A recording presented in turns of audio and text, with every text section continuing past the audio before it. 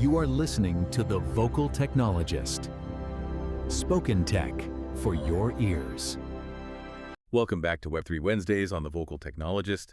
Today we're looking at some really interesting crypto developments, stuff that's genuinely changing finance, changing tech. We want to cut through all the noise and get to what really matters for you. Exactly. We're going to try and connect the dots today, show how blockchain's moving from, niche corners into the mainstream, and why these shifts are actually pretty significant for, how we'll all interact online and economically pretty soon. Okay, so let's kick things off with something, pretty unexpected in traditional finance. BTCS Inc., they're NASDAQ listed, right? Yeah. They just announced the first ever Ether dividend. It's 0.05 per share, payable in ETH or cash. And get this, is also a $0.35 per share loyalty payment for long-term holders. What does this signal, beyond just rewarding investors? Is this a bigger sign for crypto in established markets? Yeah, I think you're right to ask that. It's more than just a payout. It's a strategic move. It signals that digital assets are becoming part of core corporate finance strategy, not just investments anymore.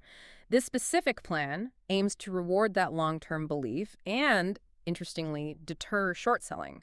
Makes the shares harder to borrow. Oh, okay. And if you zoom out, it kind of highlights how the Ethereum Virtual Machine, the EVM, is becoming, almost like Wall Street's new Excel spreadsheet. Oh, interesting analogy. Yeah, you see big players like Circle with their Arc L1 chain, Stripe building Tempo L1. They're hiring EVM developers. That tells you institutions are looking at blockchain very differently now. They're building on it. Right, so it's becoming foundational infrastructure. Okay, so that's the institutional side. What about everyday stuff? How does this tech change things for, you, the consumer? We're hearing about this shift from e-commerce to O-commerce. What exactly is O-commerce? What's the O stand for? Well, the O could stand for on-chain or open, but really it signifies an evolution.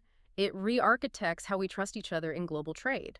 Think natively global, faster, cheaper transactions, and crucially, non-custodial, meaning you actually control your funds. Plus, it's composable. Composable? Yeah, meaning different financial pieces can easily plug into each other, like programmable escrow for stablecoin payments.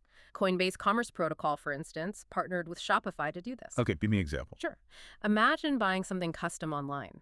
Your payment in a stablecoin gets held automatically. It only releases the instant the seller confirms shipping. No waiting days for settlement. We're talking seconds. Oh, seconds. And it slashes processing costs for businesses. So for you, the buyer, maybe you get native yield on your money while it's in escrow, maybe better rewards, and definitely easier access globally. Okay, that sounds genuinely useful. Faster, cheaper, more control. But what about other ways users can benefit? I heard about something called the Helios SOL rebate system. Users getting 50% of the MEV, that's maximum extractable value, right, from their own transactions.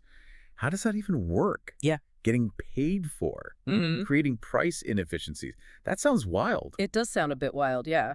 But it's about redirecting value. MEV is basically profit extracted by reordering or including transactions in a block. Usually that value goes to specialized searchers or validators. Right. Helios lets users capture some of it back. You add a simple rebate address parameter when you send your transaction through their system.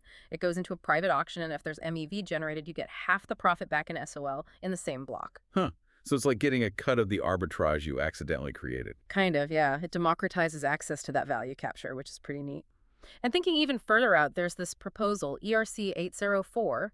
It's about creating trustless agents for Ethereum's AI future. AI agents on Ethereum. Okay, unpack that. Essentially, it proposes creating on-chain registries. Think of it like a phone book for AI agents. They can find each other, coordinate, and transact directly on the blockchain without needing to trust each other beforehand.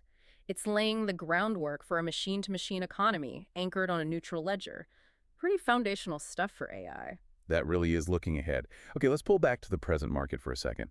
We've seen a huge jump in stablecoin supply, right? Something like $16 billion since that Genius Act discussion started. And, $6.75 billion just in the last week? What's driving that? What are regulators thinking? Well, that growth definitely points to increased adoption. People are using stablecoins more for on-chain transactions, maybe holding value there. It signals market confidence to some extent. Makes sense. But yeah, with growth comes scrutiny. The U.S. Treasury is asking for public input, specifically on detecting illicit use of stablecoins. It shows they're trying to get their arms around it, balancing the innovation with the need for security and preventing misuse. It's that classic balancing act. Right, finding that regulatory sweet spot. So quite a journey today. We went from crypto dividends and traditional stocks to totally new ways of doing commerce.